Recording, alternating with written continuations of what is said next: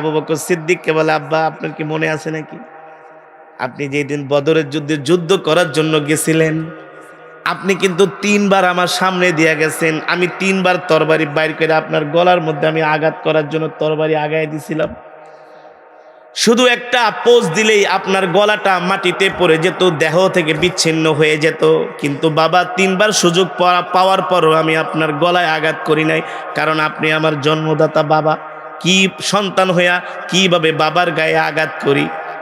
এই কথা শোনার পরে আবু বকর সিদ্দিক বলে, কয়বার সুযোগ পাইছিলা? বলে 3 বার। কয়বার?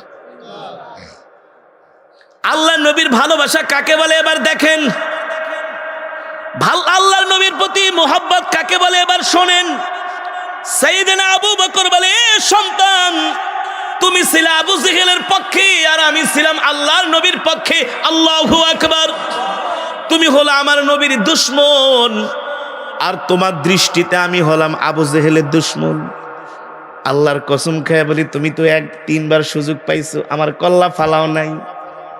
আমি যদি একবার সুযোগ পাইতাম, আমি কখনো আবু জেহেলের বন্ধুকে দুনিয়াতে বাঁচায়া রাখতাম না। তুমি আমার সন্তান হও, তাতে কি হয়েছে? তুমি তো আল্লাহর নবীর দুশমন। আমি একবার সুযোগ পাইলেই তোমার কল্লাটা আমি উড়ায় দিতাম। আল্লাহু আকবার। এই হলো নবীর প্রতি ভালোবাসা, ঠিক কিনা বলেন?